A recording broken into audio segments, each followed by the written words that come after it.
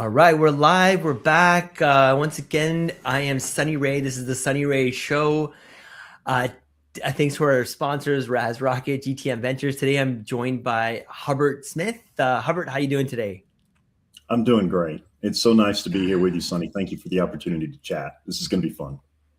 Yes, it will be. We had a pretty electric conversation earlier this week, or was it last week? I'm losing track. Yeah, but it was a lot of fun. I remember it. So, Hubbard, why don't you just kick us off? I like to give people a bit of a teaser in terms of, I4 Ops. You're the CEO and co-founder there. What do you guys do? And then we'll put that on ice and talk a little bit more about you before we get into the company. Yeah. The real brief description of what we do is we do sovereign AI, and we protect data provably.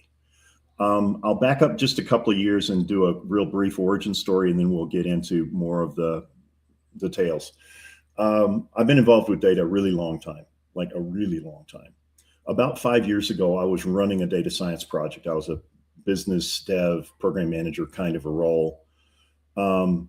We were doing some customer churn. It was an AI project. It wasn't a fancy AI project. It was just like PyTorch. Okay, nothing too fancy. The customer says, we were contractors. Customer says, here is 8 years worth of our data, all of their sales records for 8 years. And then in the same breath, they say, tell me why my data does not walk away.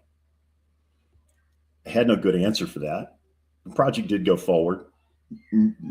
We weren't satisfied with our answer. The customer wasn't satisfied with our answer, but it was the best that we could do at that point in time.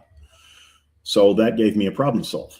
I love problems. I love to build stuff and build solutions to problems. And what we did was we reframed that problem to an engineering statement that said, prevent data breach, prevent it, not just reduce it, prevent data breach, including valid users. And that was the origin of I4 Ops. I like that. And we're going to, I guess, work our way back to I4 Ops. But before before we do, however, I wanted to ask you a little bit about your background, your backstory before entrepreneurship, before AI, before tech. I was reading about your background, and if I'm not mistaken, you studied electrical engineering, similar to myself, at Auburn University, not so similar to myself, back in the late 70s and 80s. What originally drew you to engineering, and was there something specific about the era of tech that excited you? Yes. In early college, before I was a declared major, was involved with a band. Shocker. I did sound for them. The notion of really good sound and acoustics and that whole thing captured my imagination. I looked around for a degree program in acoustic engineering. I had this notion that I would be sort of a architect type person that would design theaters and stadiums and so forth. There was no such degree. The closest degree back then was electrical engineering. So that's what drew me to electrical engineering. I did have a lot of hands-on electrical engineering work because I worked my way through school.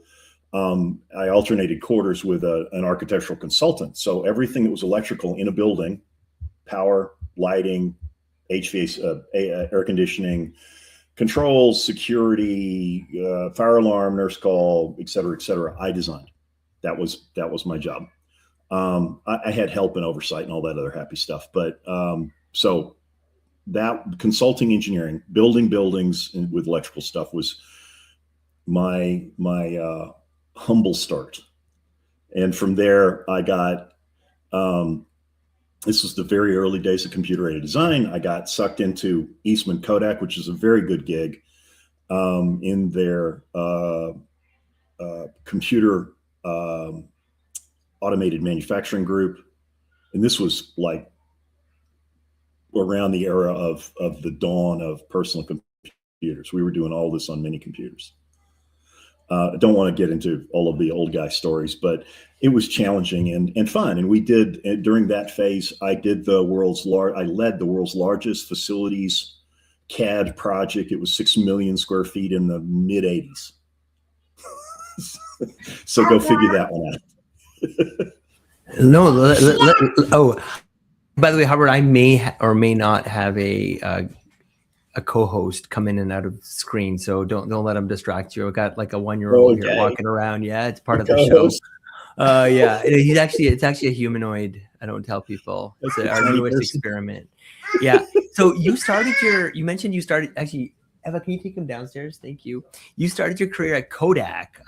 Is this like the Kodak, like the one that everyone knows? Yeah, Rochester, New York. So I was reading, so you were managing Unix clustering, right? And file systems, or was that was later in my career, but let's fast forward it. I want to get to the main event, which is what's happening today. So yes, it was CAD. I migrated into a particular CAD vendor. Did databases. That's where I got started in databases. That was in Huntsville, Alabama. Went out to Silicon Valley, got involved in hardware. That was Auspex, which was the predecessor of NetApp. I learned some really valuable things about technology and how to run effective teams and how to map that whole thing to a customer problem. That's the essence of good tech. The successful teams thing is worth a minute, and then we'll get into what's going on today in AI. Sure. Mid-career for me, I managed projects. I was a program manager, mostly in Silicon Valley. I had some other experience too. And what I found out was that at that time, projects failed. They failed constantly. There was all of this epic bad news that said, 9 out of 10 big projects fail. And I figured out how to make them work. I figured out how to make projects successful. And I want to close this discussion with some shared knowledge on how that worked. But I did 27 formal projects along that way mid-career, and 27 out of 27 of them were on time, on budget, on quality. There's an art to it, but from a career standpoint, it got me to a point where I really enjoyed building things and working with tech teams. Now, fast forwarding to the future, you want to jump to there, or you got some other related question? I did have a bunch of questions. Did you work at Intel? I did. See, I'm not in a rush because I'd be down to do a second if we don't cover everything. But that's what I'm saying. How many people do I get to meet on a daily basis that worked at Intel? That's pretty exciting, right? And for me, I mean, Hubbard, I'm happy to fast forward through your past. But I don't know. For me, the future doesn't make sense if I don't have a grasp of who you are and what your background is. That's why I asked this question. It's not to be like probing or whatever, but it is super cool. Your history is fascinating. I got plenty of history. Take us to it quickly. Yeah, like maybe the highlights of your background, like Intel. What else did you do? Intel. Let me talk about Intel for a minute. And this relates to my career journey, which is at my stint at Intel, we did disrupt the industry. And that's part of the way that I'm wired. So back in 2003, there were certain ways to connect a disk drive to a computer. Those were SCSI, which is this gigantic cable, and then parallel ATA, which was the old ribbon cable that would snake in and out of your old ancient computers. I was part of the team and I was a participant. I was not the leader. I want to be very, very clear. Amber and Canute were the leaders of this, and they deserve 100% of the credit. But we changed the way that disk drives were connected to computers. We went from this heavy, weird parallel ATA thing to a thing called serial ATA, which is just a transmit pair of wires and a receive pair of wires, a lot like Ethernet. And the result of that was that we disrupted the industry. There was we looked for some adjacent markets for the early disk drive, so we made a standard, and I can tell you all about that. I ended up going to work for Western Digital after Intel because Western Digital had a real appetite for making this technology work, serial ATA. Western Digital did disk drives. So they saw this as a way to expand their market share, and it did indeed expand their market share. When I joined Western Digital, it was about a $2 billion company. All they had was a desktop drive. I helped them expand into their enterprise and data center drives. We did some really solid work in the area of storage for Gmail, storage for other free mail systems, and storage for surveillance content. Our drive was ideal for that. It was a disruptive product. It was easy to connect. You could scale them up. You could make big arrays really quick, and very high capacity and good enough performance. That's an important mix there. Good enough performance. So at that point in time, you had kind of cheapo desktop drives that were not great endurance, not great reliability, or you had these very high performance SCSI drives or fiber channel drives that were they were high performance, but they did not have great capacity. So it just wasn't a fit. So the funny story was I had this, I was at WD. I see this purchase order across my desk. It is for 100,000 drives. I'm going, wow, where did this come from?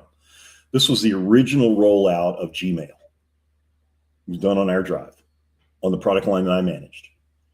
That's crazy. I had an airplane strapped to my butt that during that time I was all over the place. Like a week later, I found myself in Moscow in front of the president of mail.ru.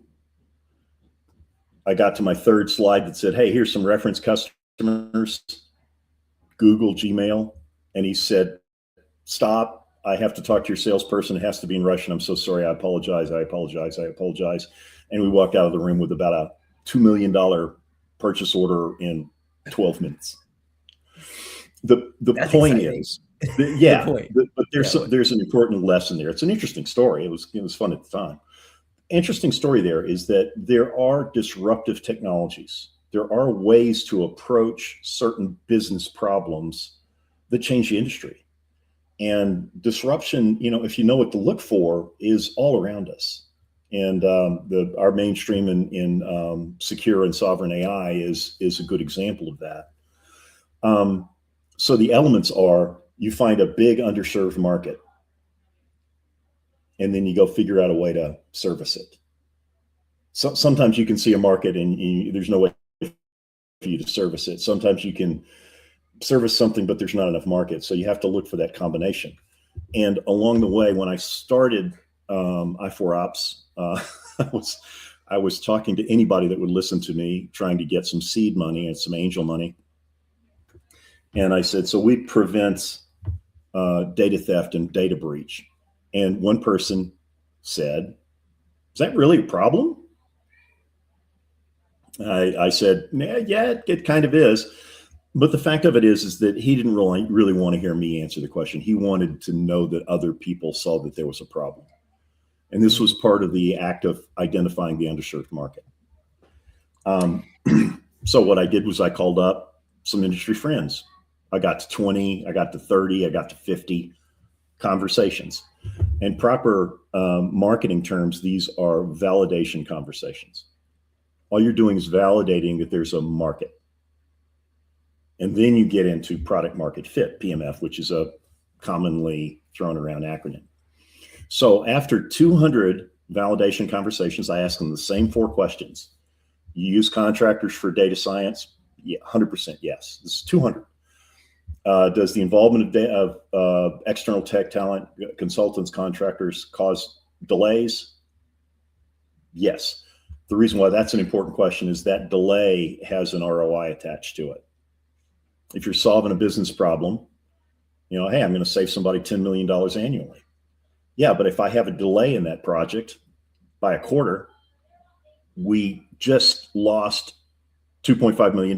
That's a quarter of $10 million. So I love that ROI story. Is the problem chronic? One data scientist, data consultant said, not only is it chronic, it is ubiquitous. Everybody has it. And then the last question, which leads us to where we are, what the problem that we're working on today was, what can you share with me about your approach to controlling data theft and data breach? These were people we already established. They do data science, big data sets. They already use external tech talent. and data theft is daily news. More than 190, probably close to 195 answers said, oh, well, we use non-disclosure agreements and some monitoring to resolve our problems with data theft. And I said, are you satisfied with that? And 100% of them said, no, we're not satisfied with that. 100%. Of those outliers, the 5 or 8 that said something different, their answer was, we solve our data egress problem with physical security, a brick and mortar building with a metal detector and a security guard, right? You get the idea. I asked them, are you satisfied with that? Those like 7 or 8 people, 100% of them said, no, I'm not satisfied with that. One of them said, you've heard of Snowden? And I went, well, yeah, I have.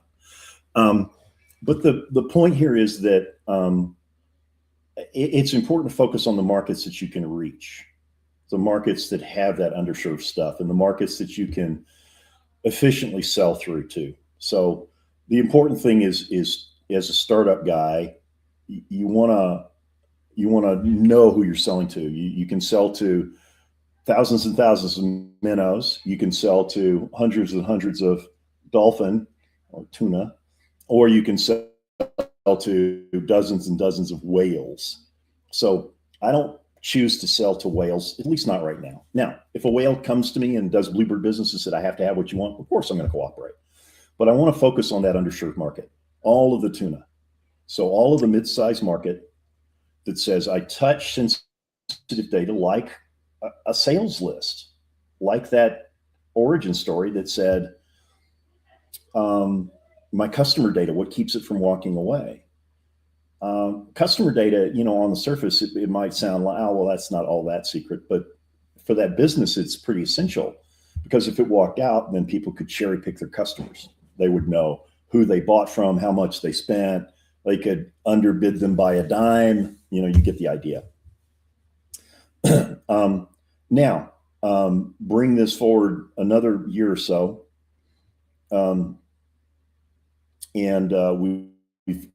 We've now gone through the engineering process of preventing data breach, including valid users.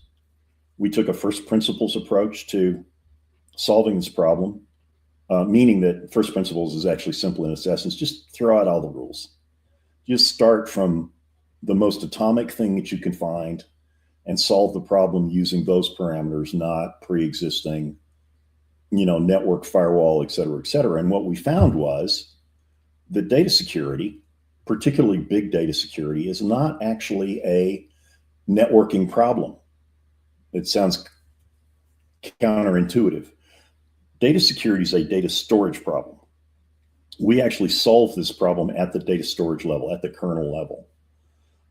Furthermore, we wrapper this into a more of a full product that says, oh, we can deploy these secure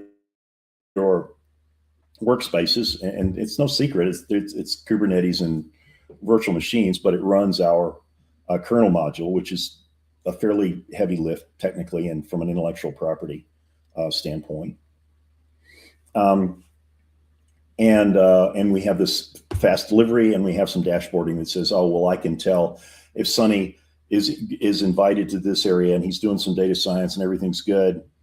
And then Sonny says, well, maybe I want to email this to myself. It's like, no, I can actually prevent that. I allow you to do the work. I allow you to innovate. The business gets the benefit. And from a greater good standpoint, external tech talent, contractors worldwide, Nebraska, Nepal, wherever, they can participate. They can contribute their value in doing data science and AI. And I think that's a big part of what gets me up in the morning, is that greater good. There's every reason why those folks can and should participate. Yeah. And cybersecurity, or the lack of it, has been a blocker. I interrupt you. Go ahead. No. I interrupted you. So I was going to say, Hubbard, so thank you for sharing that. Really excited about the problem you're trying to tackle here because it is a big one. And I think a lot of people just talk about it and think about it. But yeah, to actually come out with a solution for companies that are scaling, it's amazing. Hubbard, where do people learn more about the company and then also yourself? Yeah, i4ops.ai is the company website. So that's a good start. You can find my contact information there. You can find me on LinkedIn. And do we have a moment to close and talk about projects and healthy stuff? Yeah. So we're at the end of our time. I was going to say is maybe, close it out for us. And then I would happy to have you back on, Hubbard, maybe Monday or Tuesday if you're free for another session. And we barely scratched the surface. I only got through maybe a tenth of my questions. I also know you and I were going to talk about a couple other things. We had some big topics, but you were on a roll, so I didn't want to interrupt. But yeah, just close us out, and then, like I said, let's do a part 2 next week. Sure. One of the key components of my career is how to work with people, and this is mentoring advice that I will give to anybody that will listen. People bring their primitive wiring into the modern day workplace. That primitive wiring starts with the need to survive. So there's this little amygdala thing in your back, and if you shout at somebody or you say you're wrong in the modern workplace, that triggers the fight or flight thing. So my advice is avoid that. There's plenty of different ways to deal with people rather than getting in their face and saying you're wrong. Make it a we problem, not a you problem. We are working on this together. That introduces the next component of our primitive wiring, which is the need to belong. So back 100,000 years ago, if we're part of a tribe, we have a much better chance of surviving and reproducing. Well, guess what? We brought that forward into the modern workplace. So there is real empirical lab evidence in neuroscience that says we really have a psychological need to belong. I'm not saying be disingenuous about it, but I'm saying foster that. That's a positive motivator. And then the last component is the need for human growth, which is the thing that makes us uniquely human. And the way that you foster that is through mentoring. If you help somebody in their career path, just by simple mentoring, you can always find some experience that's relevant. You don't have to be preachy. You can say, hey, I can share an experience, and maybe you can find a way to apply it or maybe not. But those three things, need to survive, need to belong, and need to become, to grow. Those are ways to create a healthy workspace, and Lord knows we need more of that. Yeah, let's end on that note. That's a good one. Albert, thank you very much for your time once again, and thank you all for checking in. I see we got 22 people listening, and to everyone else, until next time. All right. Thank you, Sonny.